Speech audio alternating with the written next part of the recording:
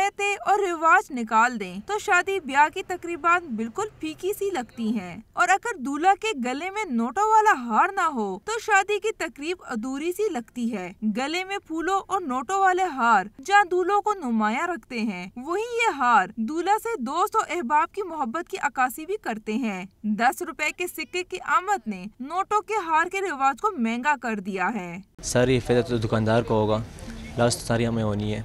उससे ज़्यादा से ज़्यादा 20 के नोट आ रहे हैं, वो तो महंगा पड़ जाता है। नोटों के हारों से वाबस्ता कारोबारी अफराद भी 10 रुपए की जगह मार्केट में 10 का सिक्का आने से परेशान दिखाई देते हैं। इनके बकौल 10 रुपए का सिक्का आने से 50 और 100 के बड़े नोट लगाने पड़ेंगे, जिससे हार भी महंगा पड़ेगा। 50 कर जाते हैं, 100 कर, अब तक के लोग डॉलर लगाते हैं, रियाल लगाते हैं, मतलब वो है। लेकिन मतलब लोग खरीदारी 10 रुपए की बहुत कम कर रहे हैं। 10 रुपए वाले एक हार की कीमत 1700 रुपए है, जबकि बड़े नोटों की कीमत 2000 से 5000 तक है।